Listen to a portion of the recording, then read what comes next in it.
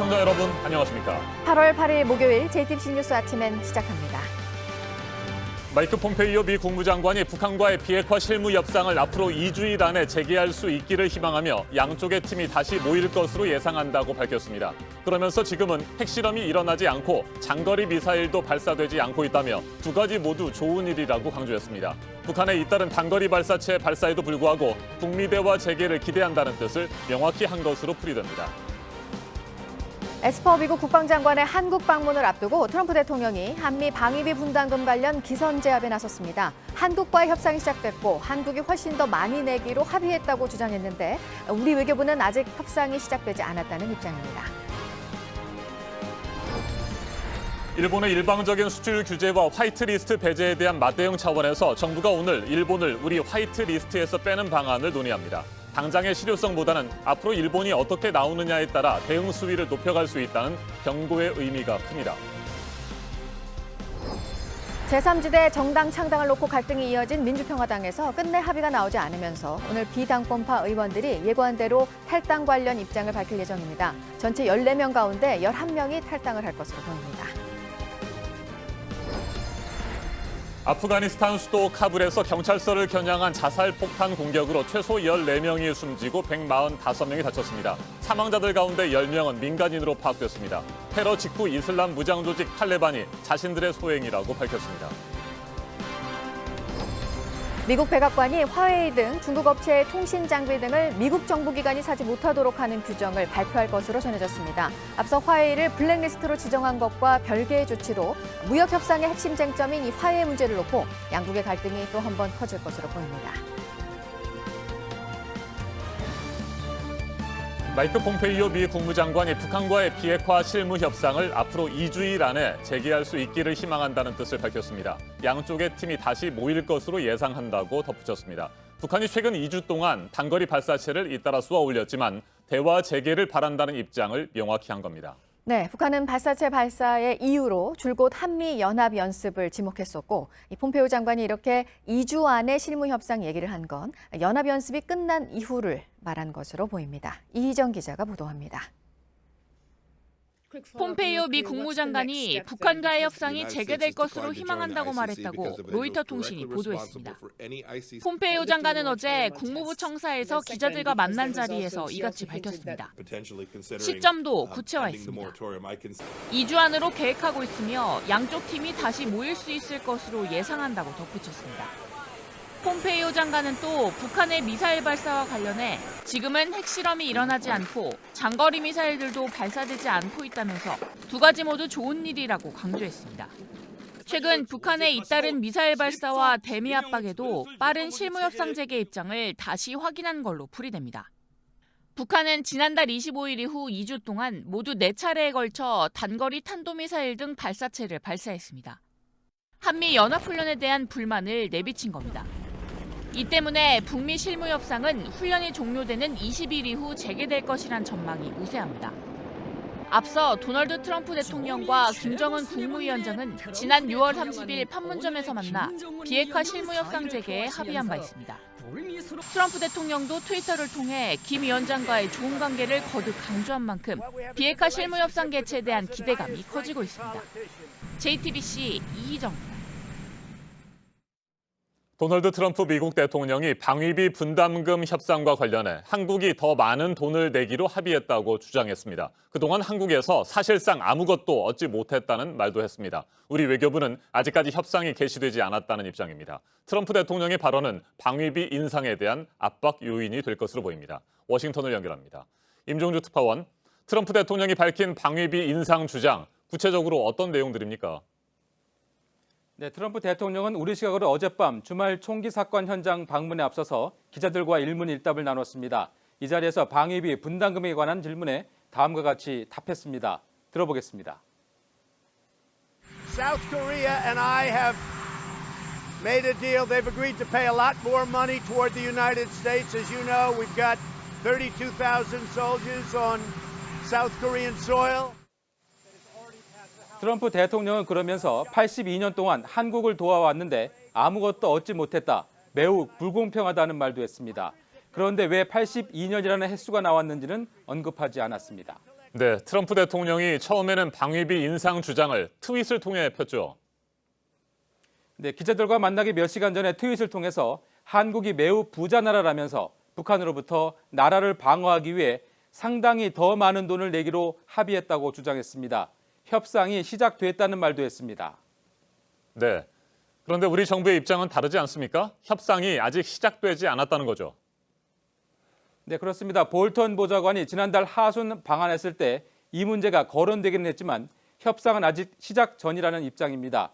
한미 양국은 지난 3월에 올해분 분담금 1조 389억 원, 기간은 1년으로 합의한 바 있습니다. 당시 인상률은 8.2%, 금액으로는 787억 원이 인상됐습니다. 네, 그러니까 우리 외교부에 따르면 협상이 아직 시작도 되지 않았는데 트럼프 대통령이 마치 대폭 인상이 결정된 것처럼 말한 것입니다. 어쨌든 협상 과정에서 상당한 압박으로 작용을 하겠어요. 네, 대폭 증액을 마치 기정사실화하려는 의도로 풀이됩니다. 내일 마크 에스퍼 미 국방장관 방한에 앞서서 압박을 예고한 것으로도 보입니다. 구체적인 증액 요구가 제시될 수도 있습니다. 이 밖에 미국의 중거리 미사일 아시아 배치와 호르무즈 해협 호위 연합체 참여 문제 등 부담스러운 현안들이 에스퍼 장관 방한 때 함께 거론될 가능성도 있습니다. 지금까지 워싱턴에서 JTBC 임종주입니다. 일본의 일방적인 수출 규제와 화이트리스트 배제에 대한 맞대응 차원에서 정부가 오늘 일본을 우리 화이트리스트에서 빼는 방안을 논의합니다. 당장의 실효성보다는 앞으로 일본이 어떻게 나오느냐에 따라 대응 수위를 높여갈 수 있다는 경고의 의미가 큽니다. 박영우 기자가 보도합니다. 정부는 수출 규제 관계 장관 회의에서 일본을 수출 우대국 명단에서 제외하는 방안을 논의합니다. 현재 우리나라는 전략물자 수출국을 두 그룹으로 나눠 관리합니다. 일본과 미국 등 29개 나라는 가지역, 이른바 화이트리스트 국가입니다. 이들 나라에 전략물자를 수출할 때는 서류 심사가 대폭 줄어듭니다. 나머지는 나지역으로 상대적으로 절차가 엄격합니다. 처리 기한은 최대 15일입니다. 정부는 새로 다지역을 만들어 여기에 일본을 넣는 방안을 검토 중입니다. 사실상 일본을 겨냥한 맞춤형 제도입니다. 심사에 걸리는 기간이나 필요한 서류의 종류는 일본이 앞으로 우리나라에 적용할 방식을 그대로 따를 것으로 보입니다. 정부는 이 같은 맞대응이 WTO 규정에 어긋나진 않는다는 입장입니다. 서로 믿을 수 있는 상대를 우대국으로 대우하는 건데 일본이 우리를 먼저 뺀 만큼 우리도 같은 조치를 할 수밖에 없다는 겁니다. 다만 실제로 일본을 얼마나 압박할 수 있을지에 대해선 의견이 엇갈립니다. 일본의 전체 수입액에서 우리나라가 차지하는 비중은 5% 수준에 그칩니다. 정부는 앞으로 상황에 따라 일본에서 들어오는 식품과 폐기물에 대해 방사능 검사를 확대하는 방안도 검토하고 있습니다. JTBC 박영우입니다. 마크 에스퍼 미 국방장관이 한일 군사정보보호협정 지소미아의 유지를 강조했다는 보도가 나왔습니다. 일본을 방문 중인데 에스퍼 장관이 그런 얘기를 했다는 겁니다. 오늘 한국을 찾는 에스퍼 장관이 우리 정부에도 같은 요청을 할 가능성이 있습니다. 김선미 기자가 보도합니다. 어제 일본을 찾은 마크 에스퍼 미국 신임 국방장관이 지소미아 유지를 요청했다고 일본 언론들이 전했습니다. 아베 총리 등 일본 고위층에 지소미아 유지의 중요성을 강조했다는 겁니다. 앞서 로이터 통신도 에스퍼 장관이 일본으로 향하는 전용기 안에서 북한과 중국 문제에 집중해야 한다며 지소미아 같은 정보 교류가 계속돼야 한다고 말했다고 보도했습니다. 이들 보도대로라면 오늘 방한하는 에스퍼 장관은 한국 정부 측에도 같은 요청을 할 수 있습니다. 지소미아 파기 가능성을 시사해온 우리 정부로선 대응책 마련이 필요한 상황입니다. 이와 관련해 정의용 청와대 국가안보실장은 국회에 출석해 한미일 별도 정보보호협정을 활용할 수 있다고 말했습니다. 실제 세 나라 사이에는 북핵 및 미사일과 관련해 정보를 나누도록 한 정보공유약정 T사가 있습니다. 2014년 말 체결된 건데 지소미아와 다른 건 한일이 미국을 거쳐 정보를 주고받는다는 겁니다. 이 약정을 통해 교류된 북핵과 미사일 관련 정보는 2016년 7번, 2017년 11번 있었습니다.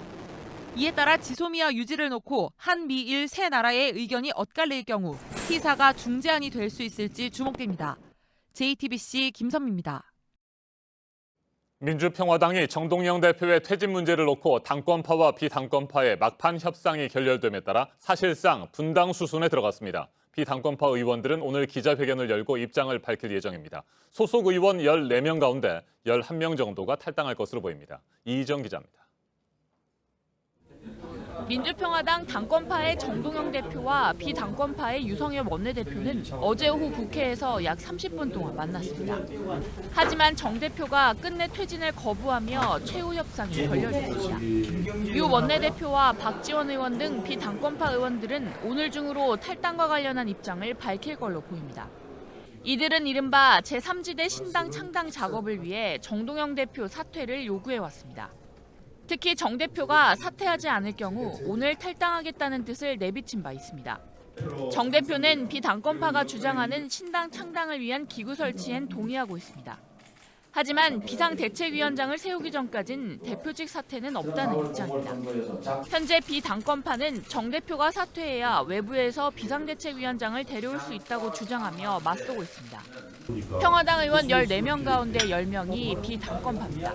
여기에 김경진 의원까지 참여하면 최소 의원 11명이 탈당할 걸로 예상됩니다. 비당권파는 당을 나온 후 대한정치 명의로 국회에 비교섭단체 등록을 할 예정입니다. 바른미래당 호남계 의원 등이 합류하면 제3지대 신당을 만든다는 계획입니다. JTBC 이희정입니다. 아프가니스탄 카불에서 폭탄을 실은 차량이 폭발해서 10여 명이 숨지고 140여 명이 부상을 입었습니다. 미국과 평화협상이 진행되는 와중에 아프간에서 최근 각종 테러를 일으키고 있는 탈레반이 이번 공격도 자신들이 벌인 일이라고 주장했습니다. 이재승 기자입니다. 현지 시간 7일 아프가니스탄 수도 카불 시내로 통하는 경찰 검문소 앞에서 폭탄을 실은 차량이 폭발했습니다. 아프간 내무부는 민간인 10명과 경찰 4명을 포함해 14명이 숨지고 145명이 부상을 입었다고 밝혔습니다. We've killed 3 of the terrorists. We've also took some casualties, wounded.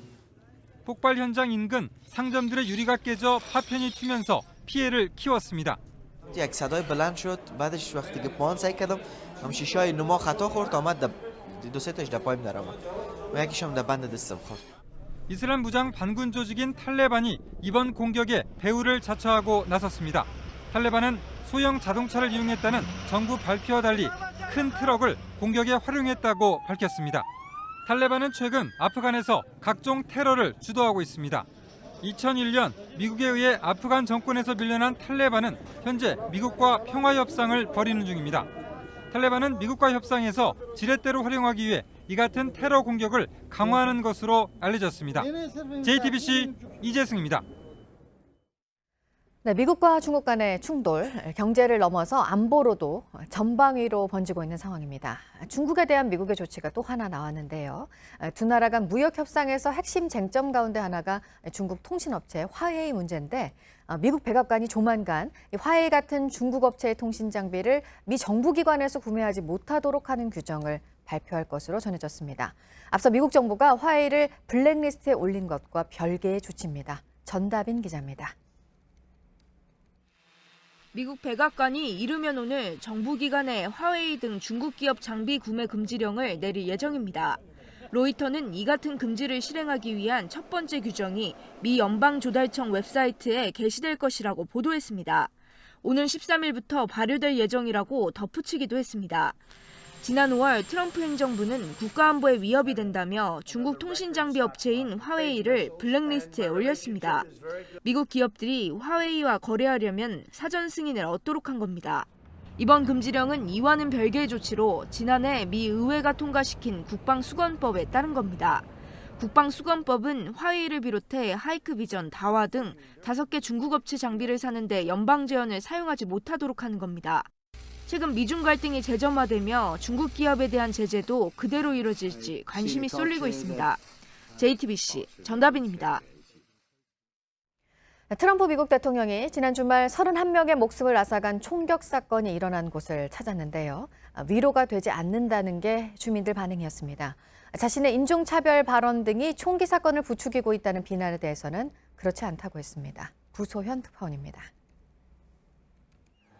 주민들이 총기 규제와 뭐든 하라는 문구가 적힌 피켓을 들고 거리로 나왔습니다. 트럼프 대통령 방문을 반대하기 위해 모인 겁니다. 현지 시간 7일 트럼프 대통령은 총기 참사가 난 오하이오주 데이턴과 텍사스주 엘페소를 잇따라 찾았습니다. 주민들은 트럼프 대통령의 방문이 위로가 되지 않는다는 입장을 밝혔습니다. 엘페소 일부 주민과 단체는 연명 서한을 냈습니다. 트럼프 대통령의 말과 행동이 우리를 끔찍한 순간으로 이끌었다며 엘페소로 오지 않기를 희망한다고 썼습니다. 트럼프 대통령은 방문 전 기자들과 만나 자신의 말이 총기 폭력의 원인이 아니라고 강조했습니다. So my critics are political people. They're trying to make points. In many cases, they're running for president and they're very low in the polls. A couple of them in particular, very low in the polls. 지난 주말 잇따라 발생한 총기 참사로 엘페소에서 22명, 데이턴에서 9명이 목숨을 잃었습니다. 미국에서는 올해 총기 난사로 112명이 목숨을 잃었습니다. 이틀에 1명꼴로 총탄에 맞아 숨진 셈입니다. 로스앤젤레스에서 JTBC 부소연입니다. 네, 북미 간의 비핵화 협상도 그렇고요. 트럼프 대통령이 하는 말, 또 가는 길을 지켜보면서 늘 내년 미국의 대선을 떠올리게 됩니다. 트럼프 대통령의 재선 전략과 떨어뜨려서 생각할 수가 없기 때문이죠. 비핵화 합의가 나오는데 미국의 대선이 장애가 될 수 있다는 주장이 나왔습니다. 미국 싱크탱크인 전략국제문제연구소의 빅터차 한국 석자가 한 말입니다. 보도국 연결해서 알아보도록 하겠습니다. 안태훈 기자, 그동안과는 다르게 이번 대선에서는 한반도 문제가 큰 이슈가 될 거라는 거죠? 네, 그렇습니다. 빅터차 석좌는 아시아 담당이죠. 미국의 국가안보위 NSC 아시아 담당 국장을 지낸 바 있습니다. 그의 말에 더욱 힘이 실리는 이유이기도 합니다. 물론 차석자는 긍정적인 관측도 빼놓지는 않았습니다. 트럼프 정부가 재임 중 해낸 사실상 유일한 외교가 북핵 문제이기 때문에 내년 대선에서 큰 역할을 할 수 있다라고 말했습니다. 긍정적인 성과를 보여주기 위해서 북한과 합의할 수 있다는 얘기입니다. 그러나 북한과의 어떤 합의도 미국 민주당으로부터 비판을 받을 수 있기 때문에 합의를 회피할 수 있다, 합의를 피할 수 있다 이렇게도 말하기도 했습니다. 북한과 합의하지 않고 계속 압박을 가하면서 단지 협상이 진행 중이라고 주장할 가능성을 제시한 것입니다. 이는 지지자들에게 성공으로 보이게 하고 반대파에게는 비판하기 어렵게 만드는 결과가 될 수 있다고 빅터차 석자는 말했습니다. 이 밖에 한국과 일본의 관계 악화, 미국의 주한미군 방위비 인상 요구는 동맹 간의 연대를 혼란스럽게 만들었다라고 지적하기도 했습니다. 네, 그리고 일본으로 여행을 가는 한국인들이 급감을 하면서 일본 언론들의 보도에 긴장감이 묻어나고 있는 상황입니다. 이 오사카 관광의 타격에 관한 보도도 나왔다고요? 네, 그렇습니다. 교도통신이 보도한 내용입니다. 일본 정부 관계자의 말을 인용을 해서 지난 6월과 7월 오사카를 찾은 한국인 관광객이 지난해 같은 기간보다 30% 이상 줄어들 것으로 추정했습니다. 여기에 신규 여행 상품 신청도 급감하고 있고 한국인 관광객이 많이 이용하는 교통패스의 판매액도 크게 줄었다라고 전했습니다. 한국인을 대상으로 하는 일본 여행사 관계자는 정치 상황에 따라서 관광이 영향을 받았던 적은 많지만 이번처럼 한국인 여행자가 줄어든 것은 처음이라고 말하기도 했습니다. 잠시 후 8시쯤에 다시 연결을 해서 아침에 나온 새로운 소식들 전해드리도록 하겠습니다. 지금까지 아침 지금 JTBC 안태훈입니다. 이번에는 오늘 아침 체크해봐야 할 뉴스들을 분야별로 살펴보겠습니다. 먼저 정치 분야입니다. 남북한이 다양한 채널을 통해 소통하고 있지만 북측이 소극적인 태도를 유지하고 있다고 통일부가 밝혔습니다. 정의용 청와대 국가안보실장이 이틀 전 국회 운영위원회에서 북한과 충분히 소통하고 있다는 취지로 말한 것과 관련해서는 소극적이지만 소통은 계속 이루어지고 있다고 덧붙였습니다. 문희상 국회의장이 어제 탄질라 나르바예바 우즈베키스탄 상원 의장과의 만찬장으로 이동하던 도중 타고 있던 승용차의 급제동으로 어깨 타박상을 입었습니다. 만찬이 끝난 뒤 병원 응급실을 찾아 검사를 받았는데 타박상 이외에는 별다른 이상이 없는 것으로 전해졌습니다. 더불어민주당이 내년 총선에서 보수의 심장으로 불리는 대구 경북 지역에 김수현 전 청와대 정책실장을 전략 공천하는 방안을 적극 추진 중입니다. 이해찬 대표가 최근 문재인 대통령에게 김 전 실장을 대구나 구미에 공천하겠다며 이번 개각에서 제외해달라고 요청한 것으로 알려졌습니다. 원달러 환율의 급등세가 어제 멈춰서면서 앞으로의 움직임에 관심이 모아지고 있습니다. 6거래일 만에 하락을 했는데요. 전날보다 0.4원 내린 1214.9원의 거래를 마쳤습니다. 어제 긴급 거시경제 금융회의에서 외환시장이 불안해지면 단호한 조치를 취해 가겠다고 정부가 의지를 보였고, 이 같은 당국의 개입에 대해 경계감이 작용한 것으로 보입니다. 안전자산인 금 가격은 연일 고공행진입니다. 한 돈에 22만 1,737원, 4거래일 연속 최고가를 쓰고 있습니다. 시장의 불확실성이 커지면서 개인 투자자들의 거래가 급증하고 있습니다. 일본 노선 운항 축소에 국내 저가항공사 1위 제주항공도 가세를 했습니다. 이달 25일부터 2달 동안 인천에서 출발하는 노선 5개, 부산과 무안에서 출발하는 노선 각각 2개씩 모두 9개 노선을 줄일 예정입니다. 계속해서 사회 분야 뉴스입니다. 한국인 등산객 1명이 스위스 알프스 마터호른에서 추락해 숨졌다고 AP통신이 보도했습니다. 베이스 캠프로 돌아가던 도중에 해발 3,700m 높이에서 200m 아래로 떨어진 것으로 전해졌습니다. 같이 산을 오른 동료 1명은 헬기로 구조됐습니다. 프랑스 남부 고속도로에서 슈퍼카를 타고 고속으로 질주하던 한국인 남성 5명이 프랑스 경찰에 적발됐습니다. 각각 한 대씩 포르쉐 5대를 빌려서 제한속도 130km 도로에서 시속 200km 넘는 속도로 달렸습니다. 현장에서 각각 100만 원가량의 벌금을 낸 뒤 풀려난 것으로 알려졌습니다. 어제 저녁 7시 반쯤 전남 고흥군 거금도 선착장에서 승용차 한 대가 바다로 추락했습니다. 차에 타고 있던 60대 운전자가 병원으로 옮겨졌지만 숨졌습니다. 해경이 차량 블랙박스 등을 토대로 자세한 사고 경위를 조사 중입니다. 충북 제천에서 열리는 국제음악영화제가 오늘부터 엿새 동안 이어집니다. 120여 편의 음악영화, 또 공연 등이 준비가 돼 있습니다. 한국 영화 100년을 돌아보는 포럼도 열립니다. 지난 2015년 미국 뉴욕 브로드웨이에서 공연이 돼 관심을 받았던 뮤지컬 위안부가 다음 주 광복절부터 로스앤젤레스에서 다시 무대에 오릅니다. 평화의 소녀상 일본 전시가 중단되면서 비난이 전 세계에서 나오는 상황에서 열리는 공연입니다. 독특한 재난 영화로 평가를 받고 있는 영화 엑시트가 개봉 8일 만에 400만 명의 관객을 모았습니다. 올해 첫 천만 영화였던 극한 직업과 같은 속도라고 합니다. 네, 이르면 오늘 문재인 대통령이 개각을 단행할 것으로 보입니다. 관심이 집중됐던 조국 전 청와대 민정수석은 차기 법무부 장관으로 발탁될 것으로 알려졌습니다. 개각 대상은 다소 줄어들 것으로 예상됩니다. 그런데 문 대통령의 막판 고심으로 개각 발표가 내일 나올 것이라는 전망도 있습니다. 우리에 대한 일본의 이번 경제 조치들을 두고 관련 분야의 독자적인 경쟁력을 키우는 지원을 하겠다는 게 정부의 계획인데요. 더불어민주당의 소재 부품 발전 특별위원회가 오늘 첫 회의를 엽니다. 반도체 소재 등의 국산화 방안을 논의할 예정입니다. 경기도 안성의 종이상자 제조 공장에서 난 폭발 사고 현장에서 건물 안에 사람들을 구하기 위해 위험을 무릅쓰고 들어갔다 숨진 서건호 소방장 연결식이 오늘 열립니다. 경기도청장으로 치러집니다. 경기도는 1계급 특별 승진, 훈장 추서 등으로 고인의 희생을 드렸습니다. 주목할 만한 분야별 뉴스들 체크해드렸습니다. 이어서 기상정보입니다. 오늘도 무더위가 기승을 부리겠습니다. 어제 비교적 더위가 주춤했던 중부 곳곳도 다시 기온이 오르면서 전국이 평년 수준을 1, 2도 웃돌겠습니다. 충청 이남 지역에 발효 중인 폭염특보도 전국으로 확대될 것으로 보입니다.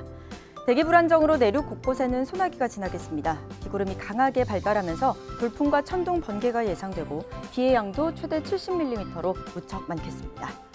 오전까지 수도권과 충남 등 중서부 지방에서 미세먼지 나쁨 수준 보이겠고요. 현재 곳곳 아침 안개도 짙게 끼어 있습니다. 오늘 낮 기온 서울과 춘천 33도, 광주가 34도, 대구는 35도까지 크게 오르겠습니다. 북한도 더위가 강하겠지만 북부 지방은 비가 오면서 30도를 밑돌겠습니다. 내일도 중부지방과 남부 내륙 등 소나기 소식이 있고요. 기온은 더 오르면서 토요일 서울의 최고 기온 35도까지 오르겠습니다. 기상정보였습니다.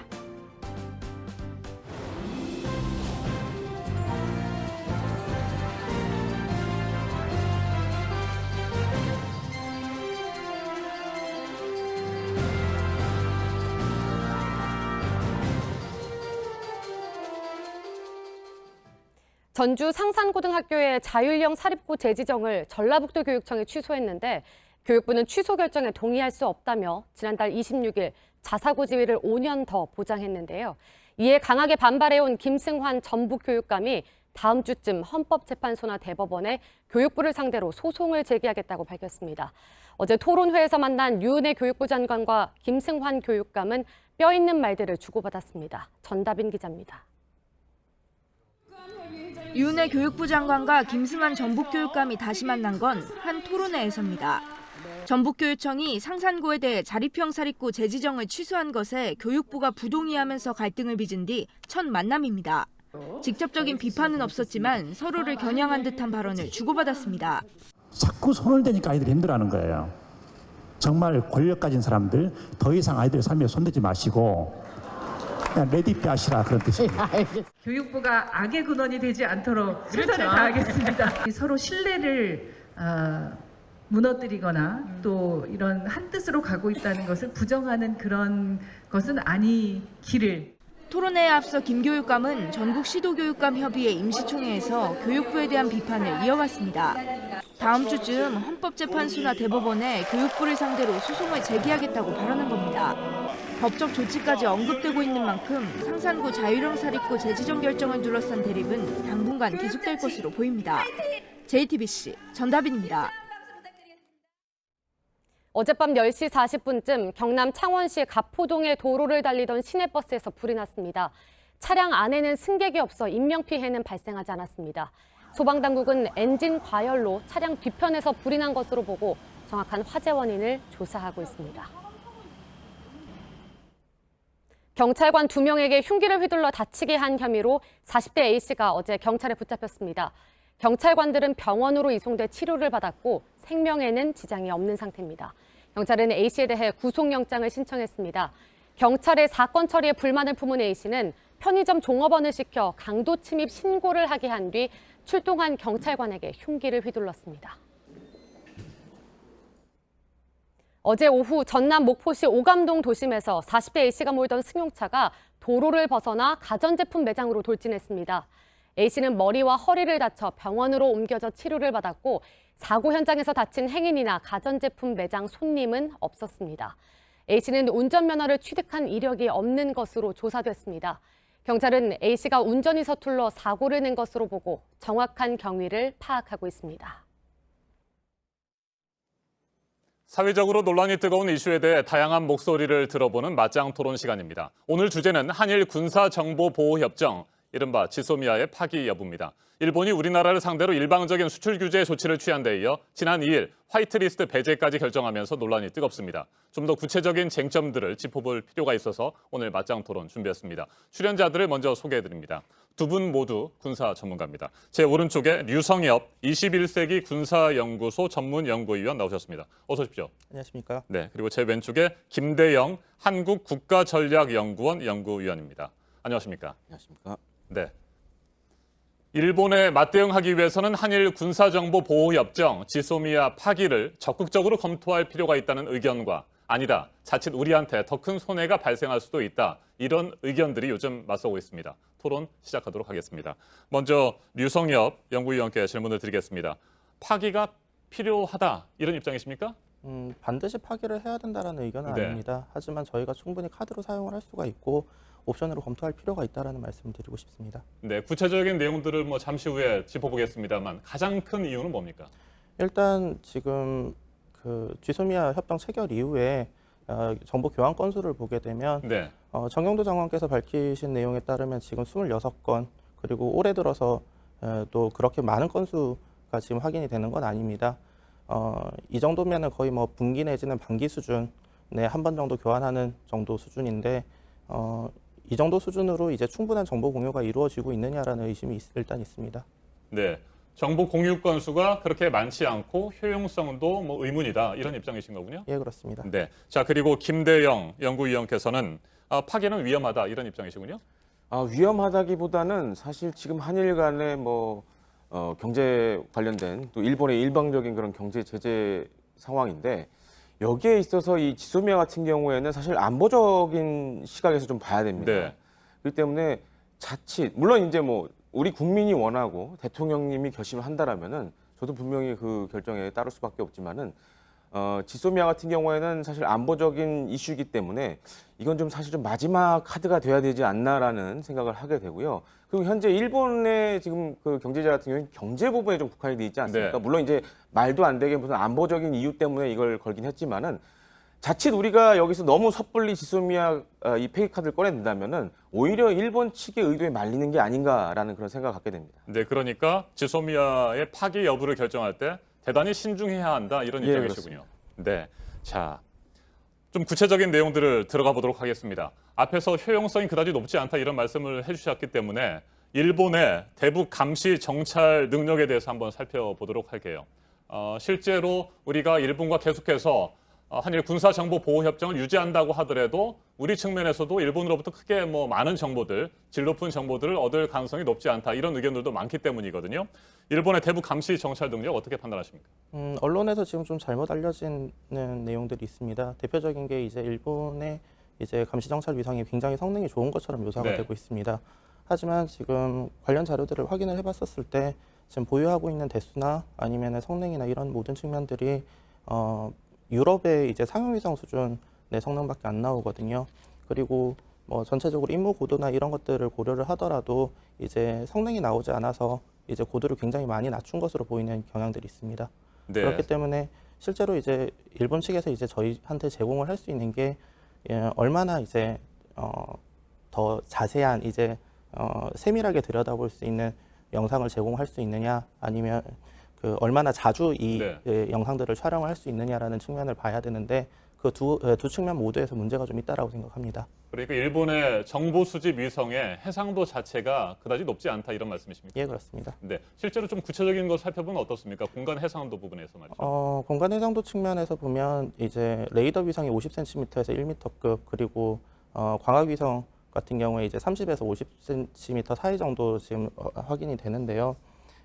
이 정도 수준은 지금 그 상용 위성 시장에서 충분히 구매가 가능한 수준입니다. 네. 대수 측면에서도 지금 대수도 굉장히 이제 얼마나 자주 촬영할 수 있느냐라는 주기 해상도 측면에서 되게 중요한데 대수 측면에서 또 이제 최대로 평가할 수 있는 게 이제 9대 정도밖에 안 되기 때문에 저희한테 제공할 수 있는 게 생각보다 그렇게 많다라는 판단은 안 듭니다. 네. 예. 그리고 항공정찰 쪽에서는 자산이 이제 특별하게 이제 적합하다라고 볼 만한 자산이 없었습니다. 그렇기 때문에 거리 측면에서 이제 북한 지역과 가까이 인접해 있는 쪽이 훨씬 수집에는 유리할 거라고 생각합니다. 네, 일본의 감시 정찰 능력이 생각보다는 그렇게 높지 않고 과장된 측면들이 있다. 이런 의견들이거든요. 이에 대해서 어떻게 생각하십니까? 보는 각도에 따라서 충분히 그렇게 볼 수 있는데 네. 가장 큰 문제는 사실 일본은 지금 사실 군용 정찰 위성이 있지 않습니까? 근데 우리 군은 현재 군용 정찰 위성이 없습니다. 물론 이제 그 아리랑 위성이 그런 역할을 좀 할 수는 있지만은 사실 일본이 가지고 있는 것보다는 아직까지 해상도면에서 좀 차이가 있고요. 또한 그밖에 그 일본 같은 경우에는 정찰 위성 외에도 통신 감청이라든지 주로 이제 기계 장비를 이용한 정보 획득에 좀 특화된 부분이 있습니다. 네.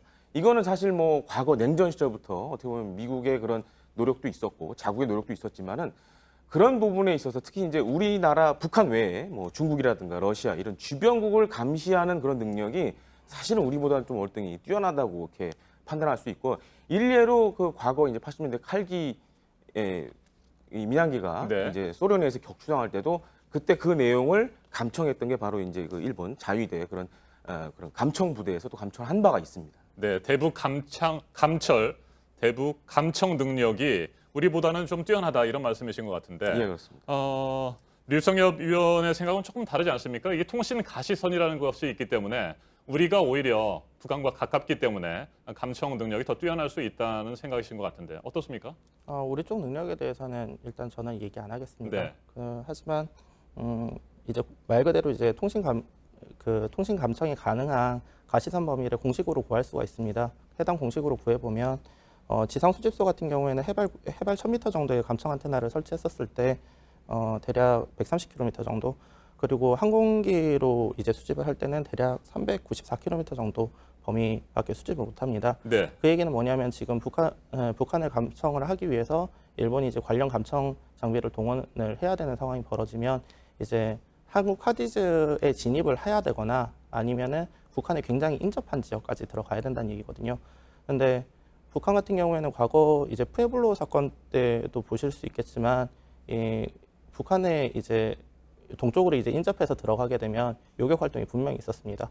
그런 부분들을 고려해서까지 무리해서 감시 정찰 자산을 운영할 수 있을 거라는 생각은 못 하고 있습니다. 네, 김대영 위원. 일본이 2022년에 고고도 무인 정찰기 글로벌 호크를 도입할 예정이라고 하잖아요. 예. 글로벌 호크가 도입이 되면 정찰 능력이 월등히 좀 앞서가게 되는 겁니까?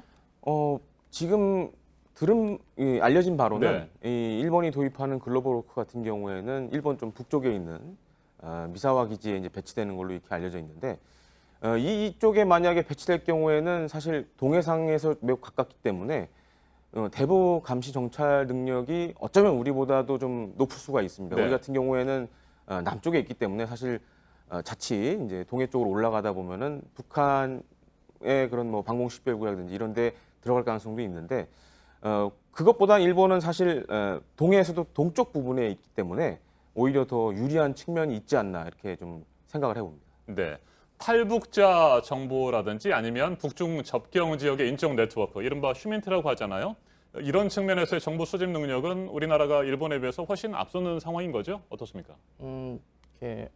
우리 쪽 능력에 대해서는 전 되도록이면 얘기하기가 좀 힘듭니다. 네. 이제 전역한 지도 사실 얼마 안 됐고 단지 이제 말씀을 드릴 수 있는 부분은 일본 같은 경우에는 지금 2006년, 2007년부터 시작해서 북한하고 일본 사이의 교역량이 굉장히 급감을 했습니다. 그 얘기는 뭐냐면 인적 교류도 사실은 같이 급감을 했다는 뜻이거든요.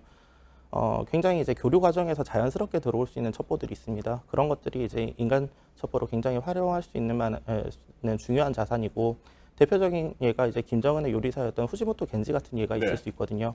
그런데 지금 이제 그런 교류 자체가 끊긴 상태에서 돈을 얼마를 쓰든 이게 과연 효과적일 수 있을까라는 의문이 있습니다. 저는 저 의견에 좀 반대인데요. 말씀해 주십시오.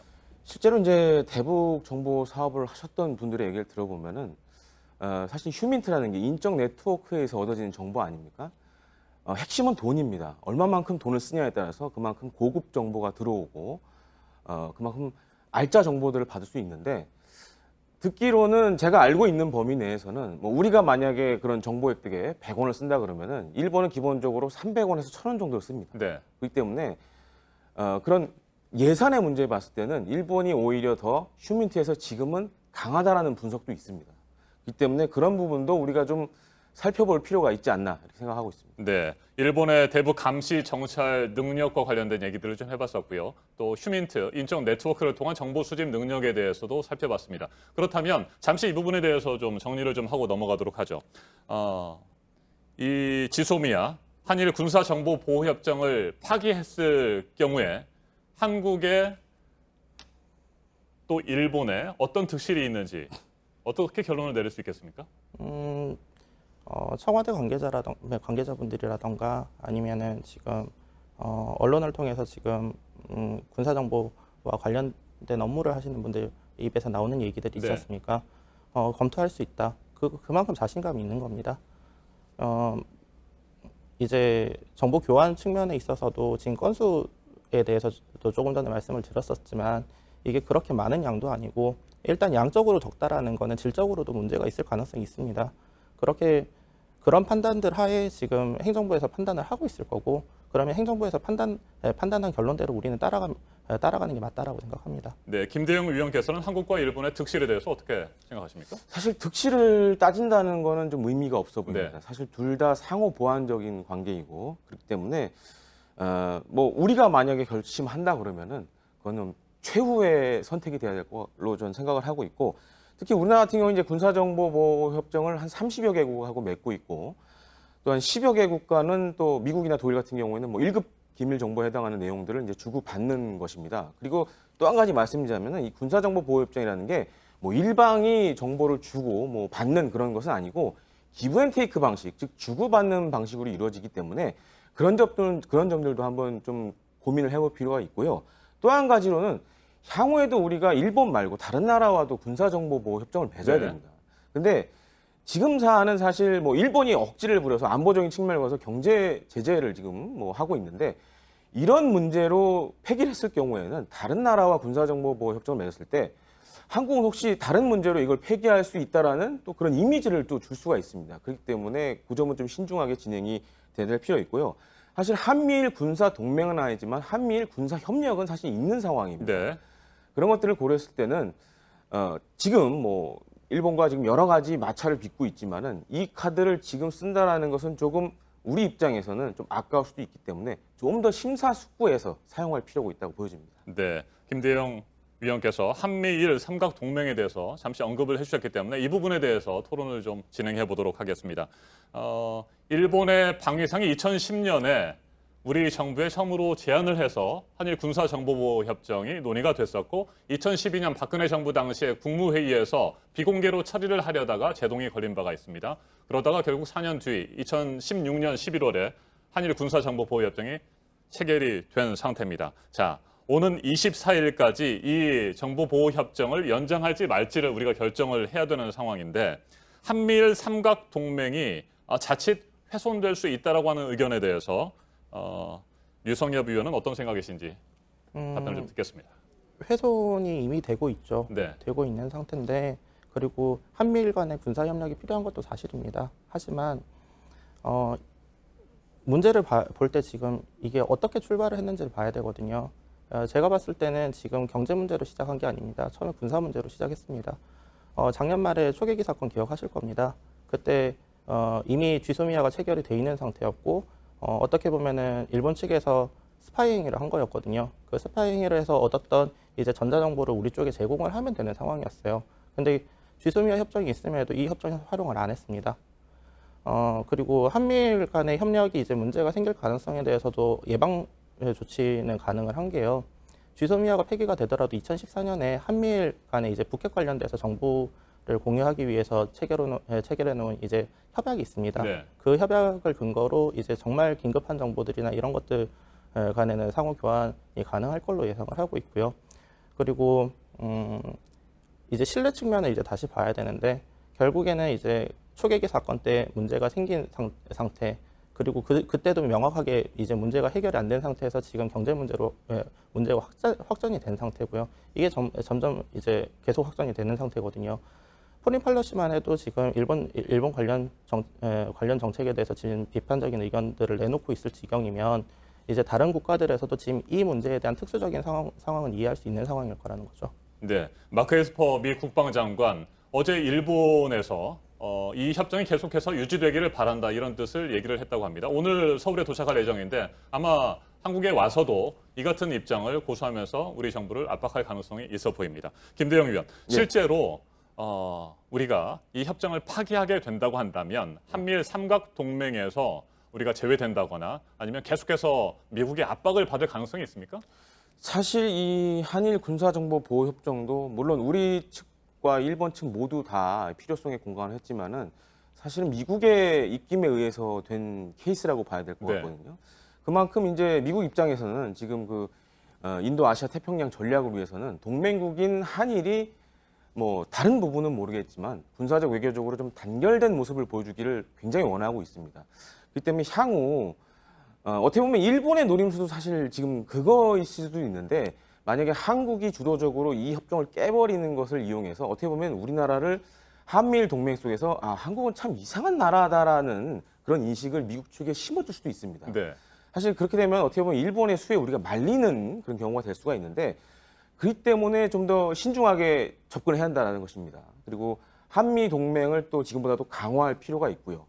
지금 뭐 오늘 아까도 뭐 방송에 나왔지만 지금 뭐 방위비 분담금 협상이라든가 이런 측면에서 우리가 좀 더 유리한 고지를 차지하려면은 사실 이 지금 한일 정보보호 협정도 좀 신중하게 다시 좀 볼 필요가 있다고 생각됩니다. 네. 류성엽 위원께 질문 하나 더 드리겠습니다. 앞서 맨 처음에 말씀을 하셨을 때 이 한일 군사정보보호협정 자체의 효용성이 그다지 높지 않다 이런 말씀을 하셨잖아요. 그렇다고 한다면 굳이 이 협정을 깨지 않고 그대로 유지하면서 뭐 고급 정보라든지 이런 것들을 공유하지 않으면 되지 않느냐 이런 의견도 있거든요. 이건 어떻게 생각하십니까? 예, 그것도 좋은 방법 중에 하나입니다. 근데 문제는 우리가 지금 이제 일본과 대응하는 과정에서 경제적으로 사용할 수 있는 카드의 종류가 적을 수 있지 않습니까?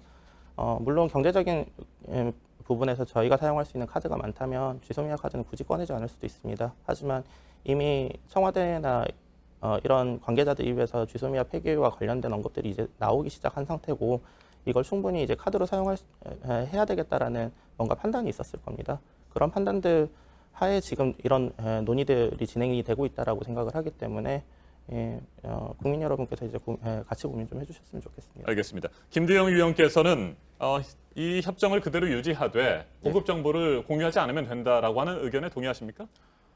현 상황에서는 오히려 그런 방법이 좋을 수도 있습니다. 사실 지금 한일 간에 물론 일본이 먼저 시작을 했지만은 굉장히 격양돼 있는 상황이고 이 격양된 문제를 해결하려면 사실 시간이 필요합니다. 네. 그게 몇 년이 될 수도 있고 아니면 길면은 몇십 년이 될 수도 있는데 요 협정을 유지한 채로 서로 냉각기를 갖고 또 특사 파견이라든가 여러 가지 방안을 통해서 해결점을 찾는 것이 오히려 더 좋은 방안이 될 수 있을 거라고 생각됩니다. 네, 알겠습니다. 오는 24일까지 한일 군사정보보호협정 파기를 할지 말지를 우리 정부는 결정을 해야 됩니다.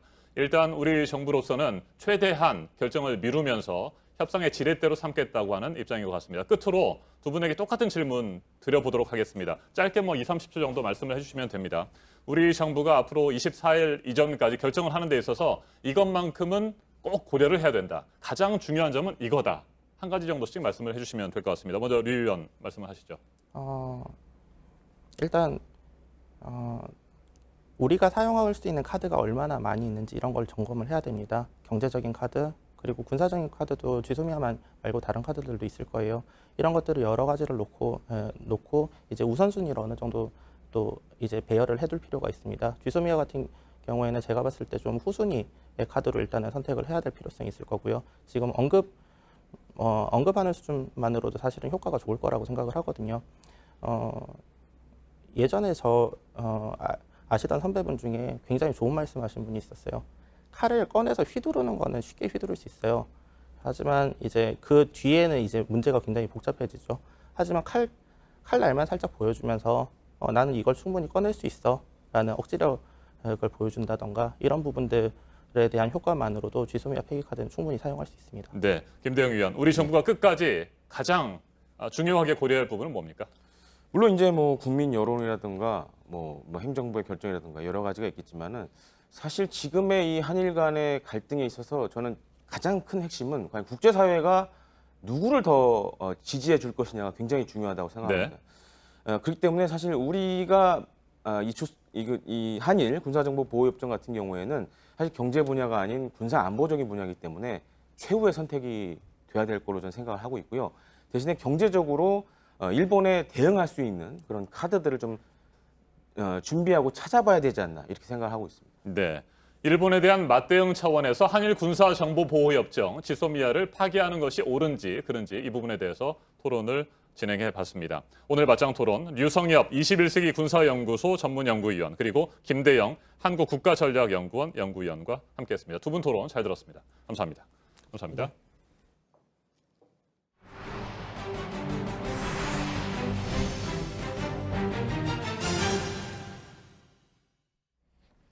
네, 어제 일본이 내놓은 화이트리스트 배제 관련 시행 세칙은 추가로 어떤 품목들에 대해서 규제를 할지 알 수가 있어서 관심이 집중됐었는데요.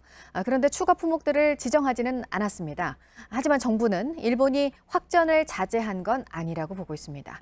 오히려 실제로 어떻게 운영이 될지 불확실성을 키우려는 게 아베 정권의 의도라는 분석도 나오는데요. 이런 가운데 오늘은 우리 정부가 일본을 수출 우대국 명단에서 빼는 방안을 논의를 합니다. 이한길 기자입니다. 일본 정부가 공포한 수출무역 관리령 일부 개정안입니다. 한국을 화이트리스트에서 뺀다고 명시돼 있습니다. 어제 공포는 지난 2일 강요회의에서 개정안을 의결한 데 따른 후속 조치입니다. 공포가 이뤄진 만큼 개정안은 절차에 따라 오는 28일에 발효됩니다. 주무부처인 경제산업성은 보도자료를 통해 일본 기업이 한국에 수출을 할 때 그동안 누려온 허가 면제 혜택을 이제 받을 수 없게 된다고 한 번 더 못 박았습니다. 이에 따라 원칙적으론 일본 정부가 정한 1,100여 개 전략물자에 대해선 매번 개별 허가를 받아야 합니다. 허가에는 최대 90일이 걸립니다. 전략 물자가 아니어도 일본 정부가 찍으면 개별 허가 대상 품목으로 바꿀 수 있는 이른바 캐치홀 규제도 적용됩니다. 다만 일본 정부는 함께 발표한 시행 세칙을 통해 추가 규제 품목을 지정하진 않았습니다. 대신 품목을 한정하지 않고 우회 수출이나 목적 외 사용에 대해선 엄정하게 대처하겠다고만 밝혀 언제든 규제를 확대할 수 있는 여지를 남겼습니다. JTBC 이한길입니다. 일본 조치의 부당성은 따져야 하지만 이를 계기로 우리 산업의 생태계를 바꾸기 위해서 지원을 하겠다고 문재인 대통령은 말을 했습니다. 일본에 의존하던 걸 벗어나려는 부품 소재 업체들의 움직임도 속도를 내고 있습니다. 이들 기업들은 기술보다 여건이 문제라고 하고 있습니다. 이현 기자입니다. 실리콘판에 회로를 새기고 뒷면을 깎아내는 게 반도체 후공정 작업입니다. 머리카락 굵기 10만 분의 1 수준으로 미세하게 깎아내야 반도체가 만들어집니다. 그간 이 장비를 만들 수 있는 건 일본 업체 한 곳뿐이었습니다. 그런데 국내 중소기업이 도전장을 냈습니다. 연구원들이 회사에 텐트를 치고 5년 넘게 밤낮 없이 매달린 끝에 개발은 마무리 단계에 들어섰습니다. 문제는 남은 과정이 만만치 않다는 겁니다. 양산에 맞는 클린룸에서 다시 하려면 그 장비들이 다 새 거로 다시 구입을 해야 되기 때문에 정부 지원이 가능하다면 제가 한 6개월 정도면 충분히 대기업에 납품할 수 있다고 생각을 합니다. 정부는 일본의 수출 규제에 맞서기 위해 이런 기업들을 집중 지원할 계획입니다. 이미 개발된 기술에도 자금을 지원해 제품을 빨리 생산할 수 있도록 돕겠다는 겁니다. 반도체 핵심 소재를 국산화하는 작업도 속도를 내고 있습니다.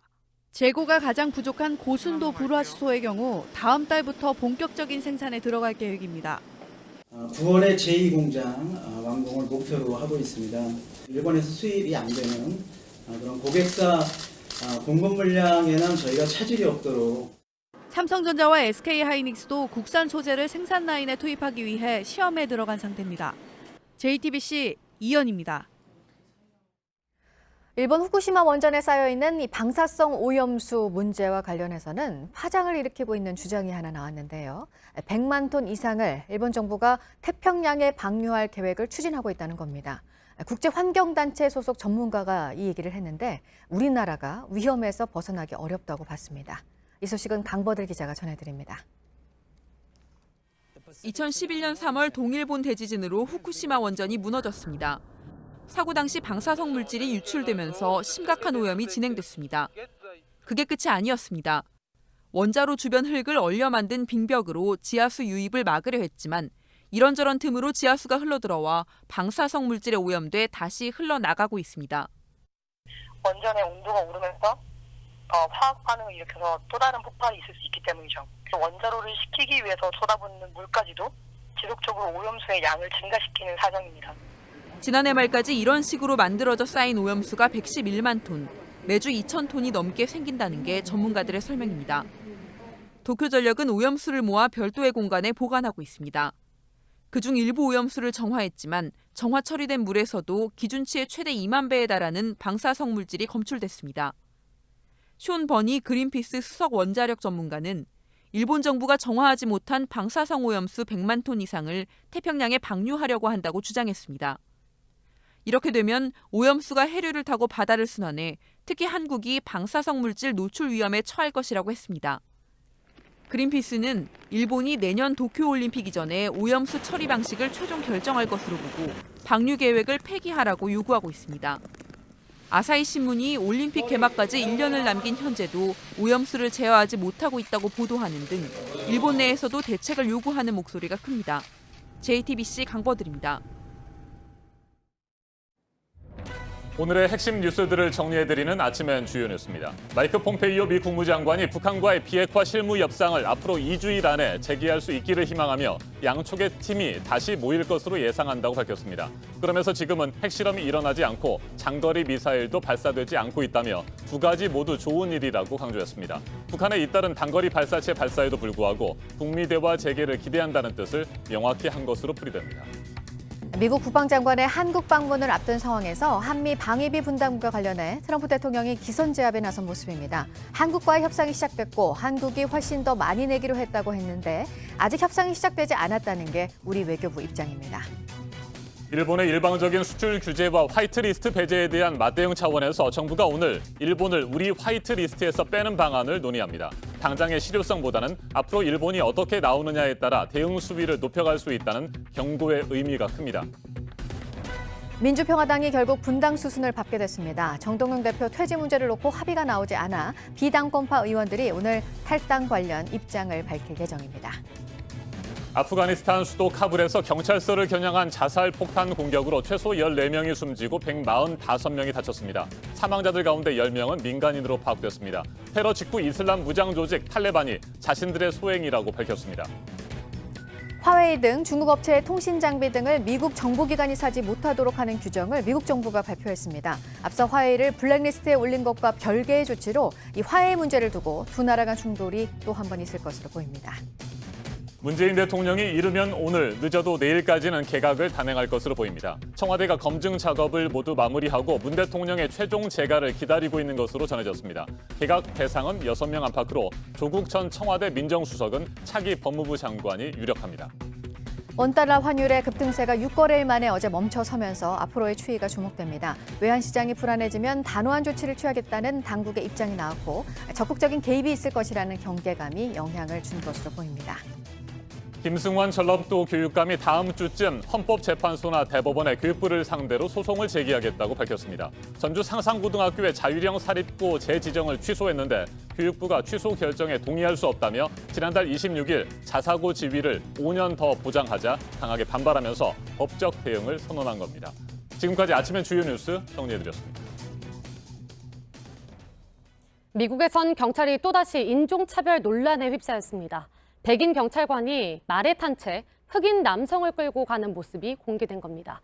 노예를 잡아가는 것 같다는 비판이 이어지고 있습니다. 황예린 기자입니다.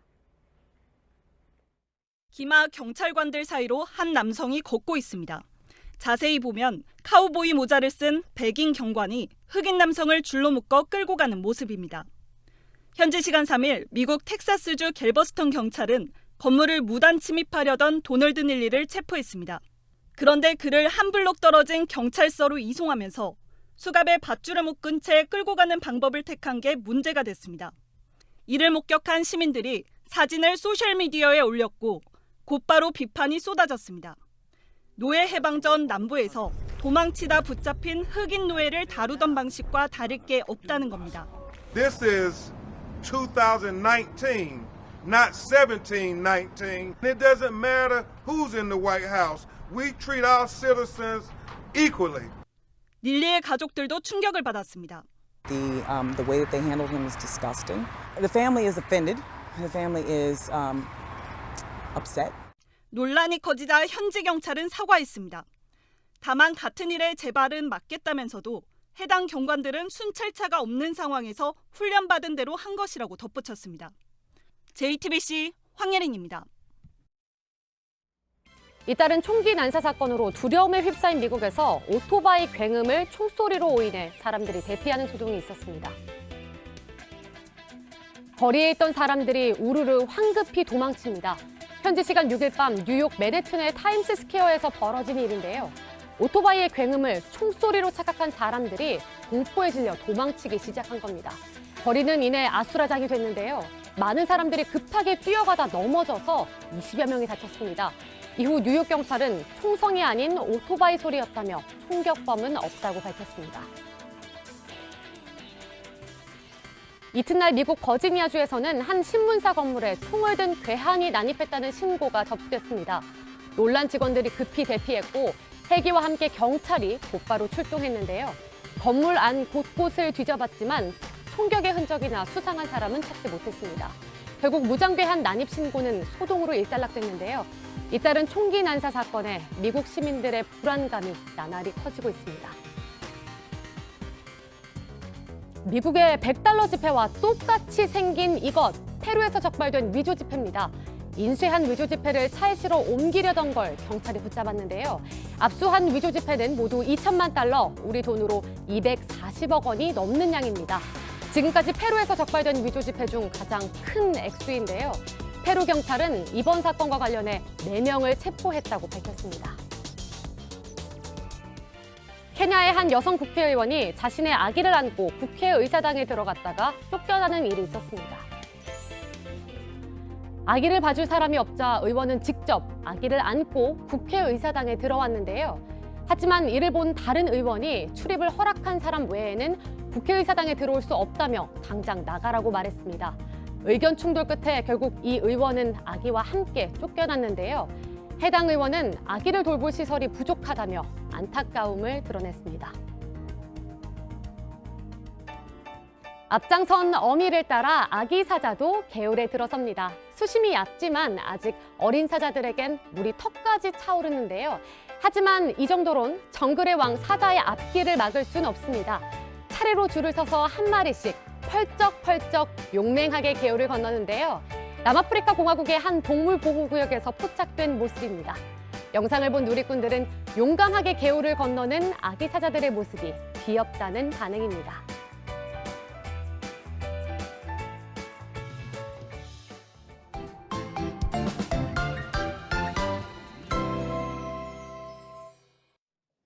제8호 태풍 프란시스코가 소멸한 뒤 다시 무더위가 기승을 부리고 있습니다. 오늘은 어제보다 기온이 더 오르겠습니다. 자세한 기상 정보 살펴보겠습니다. 김연아 캐스터, 중부지방도 오늘 기온이 많이 오릅니까? 네, 그렇습니다. 어제 비교적 더위가 주춤했던 중부지방도 오늘 다시 기온이 오르면서 전국이 평년 수준을 1, 2도 웃돌겠습니다. 특히 강원지방은 어제보다 5도 이상 크게 오르겠는데요. 오늘 낮 기온이 서울과 춘천 33도, 청주와 대전도 33도, 광주는 34도, 대구는 35도까지 치솟겠습니다. 따라서 현재 충청 이남 지역에 발효 중인 폭염특보도 전국으로 확대될 것으로 보입니다. 네, 역시 대구의 낮 최고 기온이 35도로 가장 높군요. 네. 오늘 기온이 이렇게 많이 오르게 되는데 소나기가 내리는 곳도 있습니까? 네, 요즘 소나기 소식이 잦은데요. 오늘은 특히 더 유의하셔야겠습니다. 대기 불안정으로 비구름이 강하게 발달하면서 돌풍과 천둥, 번개를 동반해 밤까지 곳곳에 요란하게 쏟아지겠습니다. 비의 양도 최대 70mm로 무척 많겠고요. 소나기의 특성상 짧은 시간에 집중되기 때문에 시간당 30mm 이상 기록하는 곳도 있겠습니다. 피해 없도록 유의하시고요. 우산도 꼭 챙겨 나오시기 바랍니다. 네, 오늘 미세먼지 상황은 어때요? 네, 오늘 미세먼지 상황 곳곳에서 나쁨 수준 보이고 있습니다. 현재 수도권과 충남 등 중서부 지방에서 농도가 높게 나타나고 있는데요. 오전까지 나쁨 수준 이어지는 만큼 출근길 대기질 정보 확인하신 뒤 마스크도 착용하시면 좋겠습니다. 다만 하루 평균으로는 전국이 보통으로 예보가 돼 있기 때문에 오후에는 점차 해소되면서 시야가 맑아질 것으로 보입니다. 네, 기온이 많이 오르기 때문에 더위 조심해야 될 텐데 미세먼지도 신경을 써야 될 것 같습니다. 벌써 나왔습니다. 오늘의 키워드를 중심으로 날씨 다시 한번 정리를 해보죠. 네, 오늘 날씨 키워드는 전국 무더위, 강한 소나기, 그리고 오전 미세먼지입니다. 전국적으로 무더위가 이어지는 가운데 내륙 곳곳 밤까지 최대 70mm의 소나기가 쏟아지겠고요. 오전까지 중서부 지방에서는 미세먼지 농도가 높겠습니다. 더위에 비, 미세먼지까지 신경 쓸 게 참 많은데요. 건강관리 더욱 잘해주셔야겠습니다. 알겠습니다. 기상정보 잘 들었습니다. 김연아 캐스터 수고했습니다.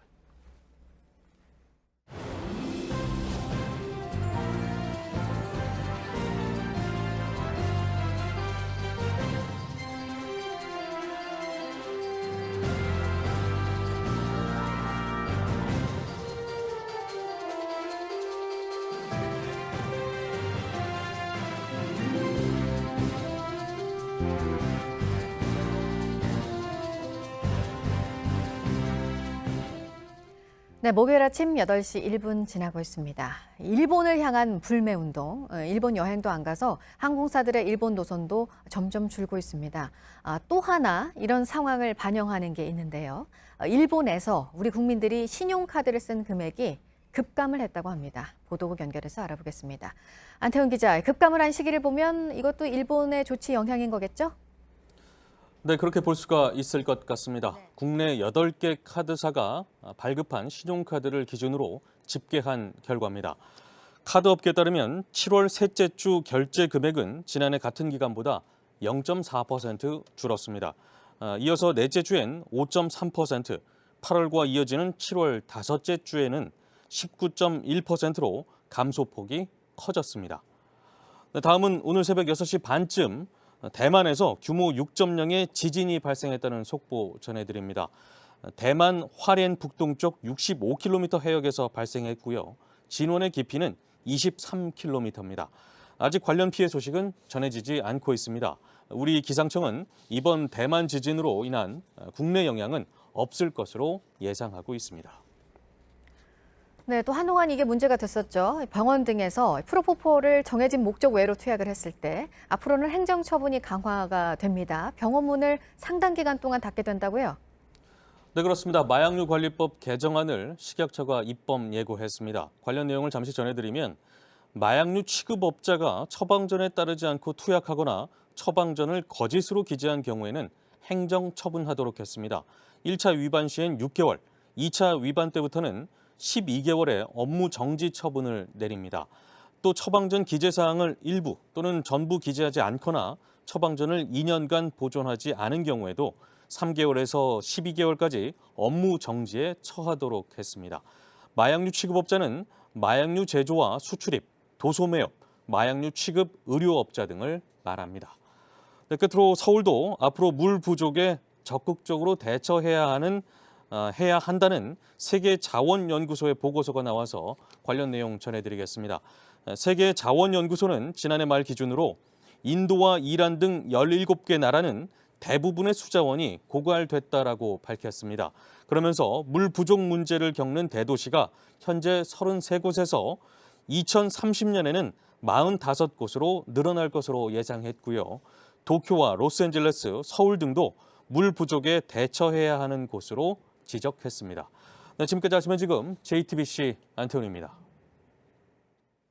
일제 강제징용 재판에서 신일 철주금 등의 일본 전범 기업을 대리한 김앤장 소속의 변호사가 어제 법정에 섰습니다. 양승태 전 대법원장이 사법행정권 남용 등의 혐의로 재판을 받고 있는데 핵심 증인으로 출석한 겁니다. 강제징용 손해배상 소송과 관련해 어떤 증언들을 했는지 관심이 모아지고 있습니다. 김광선 변호사 자리에 함께했습니다. 어서 오십시오. 네, 안녕하세요. 네.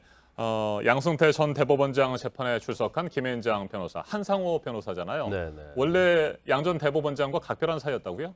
그렇죠. 이제 양 전 대법원장하고는 이제 연수원 기수는 이제 4년 차이가 납니다. 그리고 부부 동반도 했었고요. 그다음에 법원 행정처에서 같이 근무를 했기 때문에 아마 굉장히 막역한 사이로 알려져 있습니다. 그래서 아마 전에도 이제 사적으로 많이 만났었고요. 그다음에 지금 문제가 되는 강제징용 사건과 관련해서 한 4번 정도 개인적인 좀 만남을 가진 걸로 알고 있고, 그다음에 이제 그 과정에서 강제징용 관련된 재판에 대해서 서로 의견을 주고받고 했어요. 그래서 이 사건 자체는 지금 양승태 전 대법원장이 강제징용 사건에 어떻게 적극적으로 개입했고 또 비밀 누설을 한 걸로 재판을 받고 있거든요.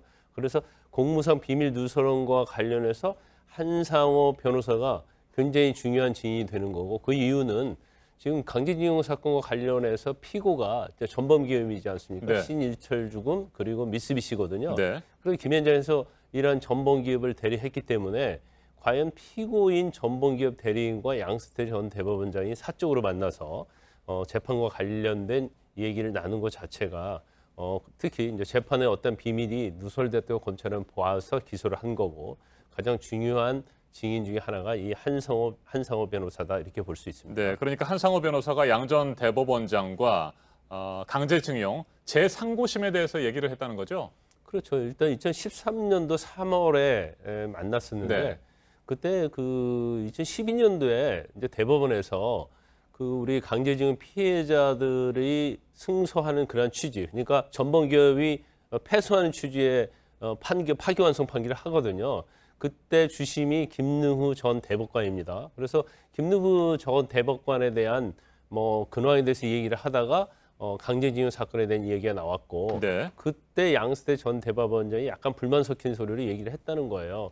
아니, 이거 이렇게 중요한 사건은 전원 합의체 회부를 해야 하고 또 일본과 관계에 있어서 굉장히 중요한 문제인데 왜 대법관 3명으로 구성된 소부에서 이걸 했는지, 그리고 판결 결과랄지 그 과정에서 귀뜸 한 번도 안 해줬다. 네. 그러니까 불만스러운 얘기를 했기 때문에 그때부터 이제 본격적으로 양승태 전 대법원장과 강제징용 사건에 대해서 이야기가 시작이 됐다, 이런 취지로 얘기를 하는 거죠. 네, 구체적인 증언들 가운데 눈에 띄는 것은 당시 양 전 대법원장이 2012년 대법원 판결이 1965년 한일 청구권 협정을 뒤집는 것이다, 이런 취지의 얘기를 했다, 이런 증언 아닙니까? 한상호 변호사 증언을 전체적으로 보면 양승태 전 대법원장이 굉장히 대법원에서 2012년도에 파기환송한 재판 판결에 대해서 굉장히 다른 의견을 가지고 네. 있고 또 불만을 가지고 있었던 걸로 보입니다. 그래서 이 부분에 있어서는 다시 파기 환수해서 재판을 한 다음에 대법원으로 다시 올라왔거든요. 이건 우리가 제3구심이라고 해요. 그래서 어떻게 해서든지 일본과 관계 아니면 이제 본인의 어떤 소신이었는지 아니면 이제 박근혜 정부하고 어떤 소통으로 인한 것인지는 모르겠지만 강제징용 피해자 어떤 배상 청구권이 65년도에 한일 청구권 협정에 포함이 돼 있다고 본인은 그렇게 굉장히 강력하게 얘기를 했어요. 그래서 어떻게 해서든지 제3고심에서는 이전의 대법원 판결과 다른 취지로 가야 한다. 그런 좀 확신이 있었던 걸로 보입니다. 그래서 제3고심에 관여를 해서 이 판결 자체를 뒤집으려고 한 그런 정황들이 많이 나타났기 때문에 결과적으로 그 부분에 대해서 지금 재판을 받고 있는 거죠. 네, 이 김앤장 변호사 2015년 말에 양 전 대법원장을 만났습니다. 이 자리에서 외교부가 소극적이라 걱정이다. 뭐 이런 말을 양 전 대법원장에게 했다. 뭐 이렇게 증언을 했습니까? 이제 그렇게 증언을 했는데 일단 뭐 양 전 대법원장이 지금 우리가 지금 사법농단과 관련해서 특히 강제징용 피해 사건과 관련해서는 지금 법원, 대법원, 정부 그리고 뭐 청와대 그리고 김앤장 이렇게 서로 어떻게 보면 서로 협의해서 재판의 결과를 끌고 가려고 했다. 이제 이런 우리가 형태를 좀 볼 수가 있거든요. 그래서 양 전 대법원장은 외교부 처음에 이게 외교부에서 관심을 가져달라고 해서 내가 관심을 가지고 진행을 하는데 이제 그런 취지로 얘기했던 걸 보입니다. 그러면 외교부에서 한일 관계 문제 때문에 좀 대법원에서 판결에 대해서 전범기에게 좀 불리하지 않게 해달라 이제 그런 취지로 부탁했던 걸로 봐요. 네. 그런데 외교부에서 일단 재판을 시작이 되고 양 전 대법원장이 거기에 관심을 갖게 되는데 오히려 외교부에서 소극적이라는 거죠. 그러다 보니까 외교부에서 좀 적극적으로 하게 해달라 이런 부탁을 했어요. 근데 외교부에서 적극적으로 해달라고 하는데 이거 자체를 대법원에서 관여할 수가 없잖아요. 그러니까 전범기업의 대리를 하고 있는 김앤장, 한상호 변호사 측에 외교부의 의견 같은 걸 좀 내서 대법관들이 좀 설득하게 해달라 이런 취지로 이제 부탁을 한 걸로 거의 증언을 했어요. 근데 이거 자체는 말이 되지 않는 거죠. 왜냐하면 대법원이라는 것, 또 법원이라는 것은 경기에 있어서 심판 역할을 하는데 어느 한쪽에게 재판에 영향을 미치기 위해서 중립적인 입장을 취할 수 있는 어떤 사람, 어떤 기관에게 의견서를 요청해서 재판에 영향을 미치도록 해달라 이렇게 부탁한 걸 볼 수 있지 않습니까? 그래서 이런 부분 자체가 어떻게 보면 직권남용이랄지 아니면 재판 과정에서 비밀이 외부로 나갔기 때문에 공무상 비밀 누설죄가 될 수 있는 거죠. 네, 양 전 대법원장의 문제뿐만 아니고요. 당시 전범기업을 대리했던 김앤장 변호사가 이렇게 대법원장을 만나서 얘기를 했다는 건 사실상 로비를 벌인 것 아닙니까? 그렇죠. 사실 제가 방금도 말씀드렸지만 대법원장, 특히 대법원장은 사법부의 수장 아닙니까? 네. 그러면 강제징용 판결에서 이미 대법원의 결정이 있었어요. 그런데 이걸 다시 제3고로 올라왔는데 전원 합의체에 의해서 판결 자체를 공정하게 전원 합의체에서 판결하려는 게 아니고 이걸 어떻게 해서든지 이제 뒤집으려고 하는 그런 의도가 있었다고 볼 수밖에 없는 상황과 이런 이 증거들이 다 나타나고 있거든요. 특히 중요한 것 중에 하나가 이 한상호 변호사의 작성한 이제 메모가 있어요. 근데 그 메모에 보면 어떻게 이 재판을 이끌어갈 것인지, 그러니까 대법관 측하고 의견 조율, 그다음에 의견서 제출 시기, 그다음에 뭐 외교부와 관련된 부분, 정부와 관련된 부분 이런 것들이 다 메모가 돼 있어요. 그러니까 이 메모 자체로만 보면 굉장히 대법원과 그다음에 김앤장 정부의 관계에 있어서 이 법원의 판결을 어떻게 보면 우리가 뭐 사법농단이라고 하는데 이제 그런 방향으로 이끌어 가려고 했던 것이 아니냐. 이런 부분이 이 메모에 상당히 많이 반영돼 있다 이렇게 볼 수 있어요. 네, 사법행정권 남용 등에 대한 양승태 전 대법원장의 재판은 현재 어떻게 진행되고 있습니까? 지금 재판이 굉장히 오랫동안 지속이 됐고 그다음에 이제 제대로 증언을 하지도 않은 상태에서 일단 구속 만기로 이제 석방이 된 상태 아닙니까? 그래서 향후에 있어서 이제 불구속 상태이긴 하지만 워낙 그 증인들이 많이 있고 양 전 대법원장이 뭐 사법부 수장도 했고 또 법률적인 측면에서는 굉장히 전문가 아니겠습니까? 그래서 하나하나 모든 걸 따지고 가고 있기 때문에 저는 이제 개인적으로 볼 때 앞으로 재판 진행 자체는 굉장히 많은 시간이 걸릴 것이고 또 지금 혐의 자체도 굉장히 많지 않습니까?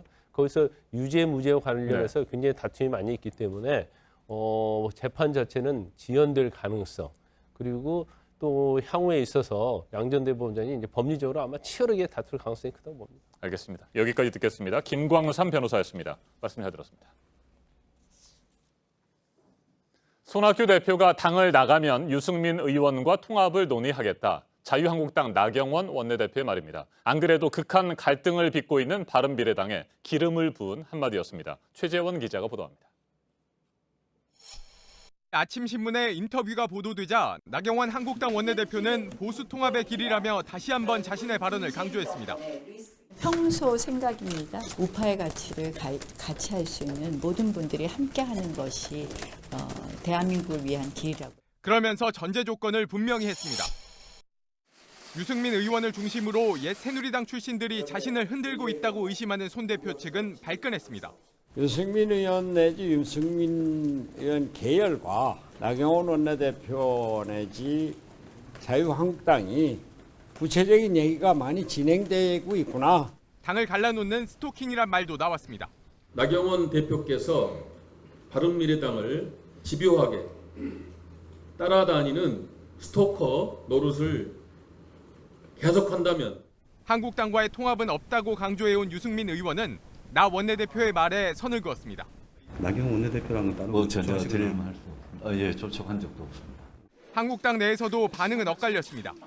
탄핵 후 탈당했다 돌아온 이른바 복당파 장제원 의원은 유 의원의 결단을 기대한다고 했습니다. 친박계로 분류됐던 김진태 의원은 원내대표의 월권이라며 오겠다는 의사를 밝히지도 않은 분을 자꾸 건드려 몸값만 높여줄 필요가 없다고 했습니다. JTBC 최재원입니다.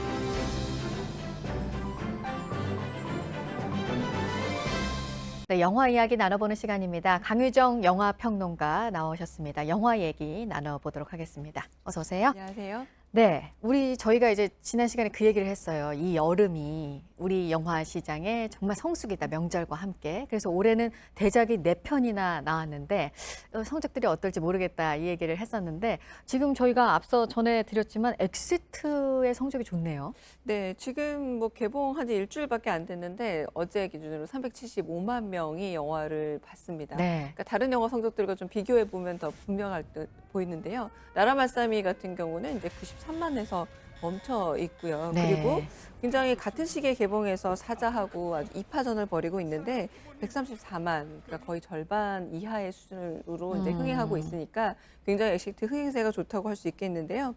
어제죠. 어제 이제 봉오동 전투까지 개봉을 마저 했습니다. 네, 그러니까 4개의 대작이 다 개봉을 다 한 거예요. 개봉했고요. 이제 네. 다음 주 정도면 대략의 성적이 나올 것 같은데 그 엑시트 같은 경우는 이제 클라이밍 액션이라는 표현을 써요. 계속 건물 위로 올라가면서 이제 등산 액션이다라는 표현을 쓰기도 하는데 조정석 씨랑 이민아 씨가 등장해서 계속 질주하는 도심을 질주하는 모습을 보여서 이제 시원하다라는 평가도 있고요. 네. 또 무엇보다 또 올라가야만 하는 20대 청춘의 초상을 보여주는 것 같다라는 해석도 나오고 있습니다.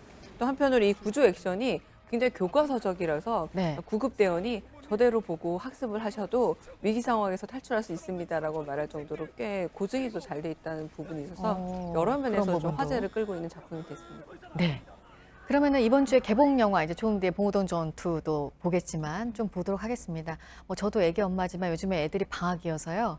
좀 방학 때 애들을 데리고 어디를 갈까. 근데 제일 쉬운 게 사실 영화 보러 가는 거예요. 그래서 지금 요 시기에 아이들이 볼 만한 영화들이 또 많이 있잖아요. 대거 좀 소개해 개봉했습니다. 주시죠. 네. 요즘 말하자면 진짜 방학이에요. 왜냐하면 네. 학원까지도 방학을 하는 정말 성수기이다 보니까 이제 엄마들의 극장가에 고민이 큰 시기도 맞습니다. 하고요. 오히려 이제 아이들과 뭘 해야 되나 고민되실 때 네. 덥기 때문에 멀리 가기도 좀 어려울 수도 있고요. 맞아요. 뭐 물론 여행 가고 피서 갈 수도 있지만 영화관에 굉장히 아이들과 함께 볼 만한 영화들이 많이 개봉했습니다. 우선 좀 소개해드릴 영화는 마이펫의 이중생활 2번째 이야기입니다.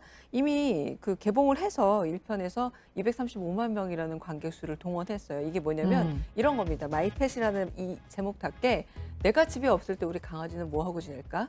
그리고 주인이 없을 때 고양이는 뭐 하고 지낼까? 했는데 이들이 나름대로 서로 모임도 갖고 티타임도 하고 모험도 한다는, 그러니까 동물들이 모두 지각을 가지고 인격화돼서 살아있다라는 어떤 상상력을 가진 작품인데요. 기존 작품의 어떤 성공을 이어서 만들어지는 만큼 탄탄한 팬층이 좀 기대하고 있는 작품이고요. 앵그리버드 2 독수리 왕국의 친곡이라는 작품은 앵그리버드 아시죠? 네. 바로 이제 우리가 휴대폰으로 게임을 많이 하고 스마트폰으로 이제 접근했던 바로 그 캐릭터인데 그 한 편의 스토리로 옮겨내서 캐릭터를 만들어냈다고 보시면 되겠습니다.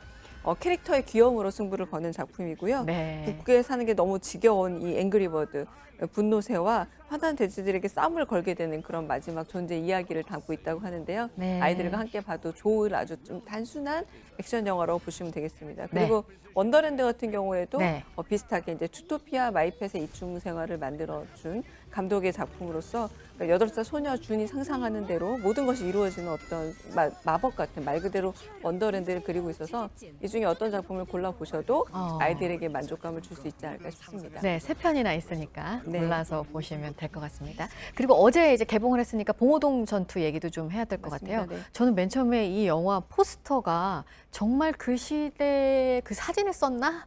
그럴 정도였어요. 네, 농담처럼 네. 그 배우들이 특별한 분장 없어도 당시 1929년 이때의 네. 어떤 독립군 모습을 보여줄 수 있었다. 유해진 씨가 나오는 유해진 거죠? 씨도 등장하고 조호진 씨도 등장하고 류준열 씨도 상당히 좀 한국인의 표본 얼굴에 가까운 느낌이라 그런 농담을 하신 것 같은데요.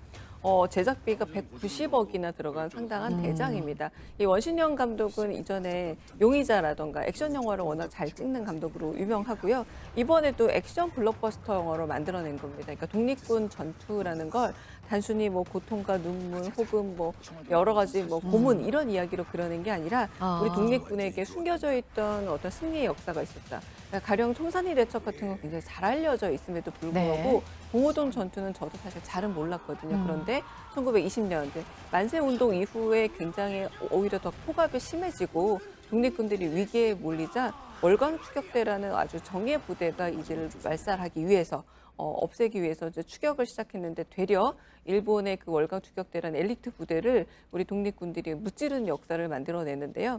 여기서 이제 류준열 씨가 굉장히 질주하는 액션을 보여줘요. 산악지대를 아주 빠른 속도로 정말 비호처럼 날아다니는 액션들이 관객들의 쾌감을 주고 또 이게 거짓이 아니라 실제로 승리의 역사이기 때문에 이런 척박한 아날로그 전투를 통한 승리의 쾌감을 전달하는 데 과연 성공할 것인가라는 게 좀 주 관점이 되고 있습니다. 네, 그래서 얘기가 나온 김에 일제강점기를 다룬 영화들의 진화를 오늘 좀 얘기를 해보려고 합니다. 그러니까 그동안에는 좀 영화 속에서는 이 얘기를 잘 하지 않으려고 했는데 이게 요즘 들어서는 좀 달라졌다는 거죠? 네, 그 처음에 이제 1920년대 일제강점기, 30년대, 40년대를 다루다 보면 아무래도 좀 고통스럽고 아픈 역사이고 엄밀히 말하자면 어떤 점에서는 좀 패배의 역사를 다루다 보니 조금 이 시기를 거부하는 측면들이 있었습니다. 왜냐하면 영화라는 게 기본적으로 승리의 역사를 다루는 판타지를 좋아하잖아요. 네. 주인공이 마지막에 승리하는 것을 좀 카타르시스로 느끼고 싶어 했기 때문일 텐데 워낙에 이렇게 좀 슬픈 역사이다 보니까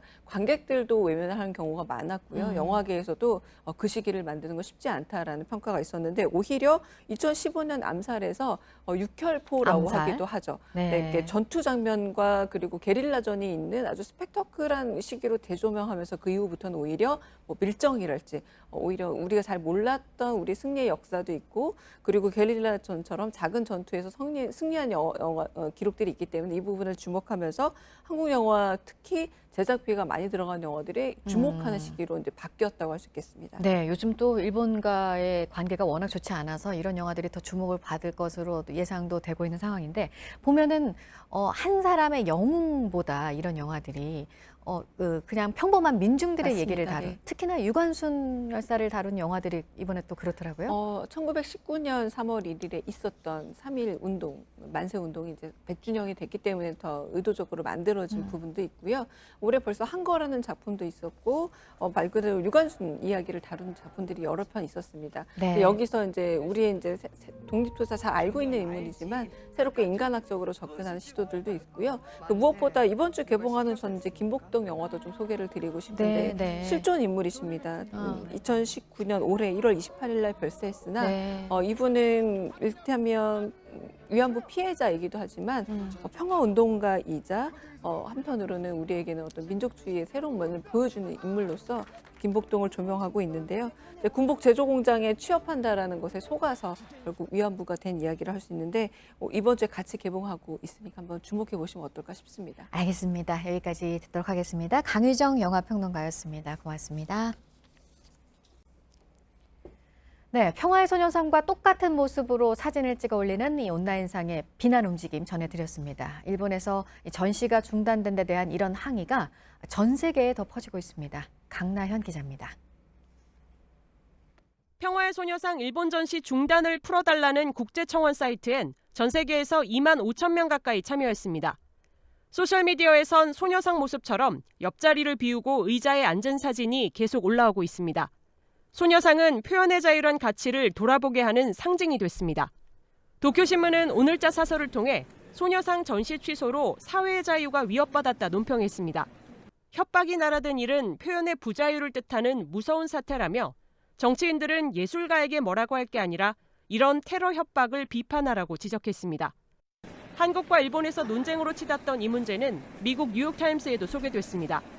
표현의 자유를 외친 전시가 되레 침묵을 강요당했다고 비판했습니다. 국내 예술계도 연대하기 시작했습니다. 광주 비엔날레는 전시 중단은 정치권이 압력을 행사해 표현의 자유를 검열한 폭력적 사안이라며 국제문화예술기구인 세계비엔날레협회와 국제근현대미술관위원회에 성명서를 보냈습니다. 동참하는 예술인들이 이렇게 많구나라는 생각을 하면서 감격스럽죠. 연대 행동은 정말 역사를 바꿀 수 있으니까. 예술제가 열리는 일본 아이치현은 전시 기간에 이어진 협박에 대해 경찰 수사를 의뢰했습니다.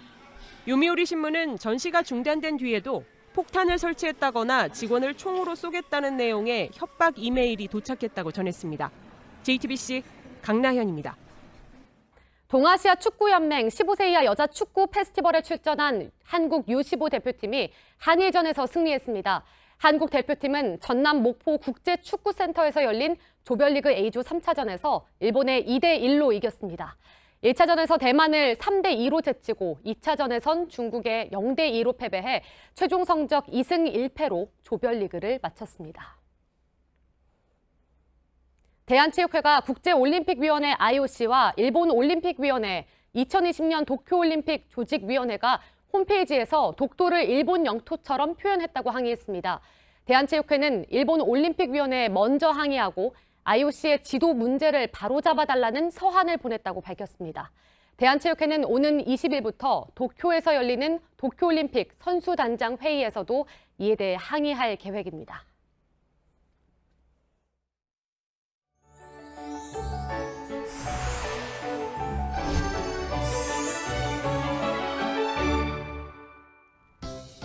오늘도 무더위가 기승을 부리겠습니다. 어제 비교적 더위가 주춤했던 중북부 지역의 기온도 다시 오르겠고요. 따라서 충청 이남 지역에 발효 중인 폭염특보는 전국으로 확대될 것으로 보입니다. 대기 불안정으로 내륙 곳곳에는 소나기가 지나겠습니다. 비구름이 강하게 발달하면서 돌풍과 천둥, 번개까지 예상되고요. 비의 양도 최대 70mm로 무척 많겠습니다. 오전까지 수도권과 충남 등 중서부 지방에서 미세먼지 농도가 높겠습니다. 현재 곳곳 아침 안개도 짙게 끼어 있습니다. 오늘 낮 기온 서울과 춘천이 33도, 광주 34도, 대구는 35도까지 오르겠고요. 북한도 더위가 강하겠지만 북부지방은 비가 오면서 30도를 밑돌겠습니다. 내일도 중부지방과 남부 내륙 등 소나기 소식이 있고요. 기온은 더 오르면서 토요일 서울의 최고 기온이 35도가 되겠습니다. 기상정보였습니다. 방금 들어온 소식입니다. 일본 정부가 우리나라를 겨냥해 수출을 규제한 반도체 소재 3개 품목과 관련해 일본 기업이 신청한 수출 한 건을 허가했다고 산케이 신문이 조금 전 보도했습니다. 산케이는 수출 절차를 엄격히 한 이후 수출 허가 신청이 들어온 한국 기업에 대한 계약 한 건을 일본 정부가 지난 7일자로 허가했다고 전했습니다. 해당 품목은 반도체 기판에 바르는 레지스트로 알려졌습니다. 아침엔 뉴스워치, 오늘 하루 관심을 가지고 지켜봐야 할, 기억해야 할 뉴스 끝으로 정리해드립니다.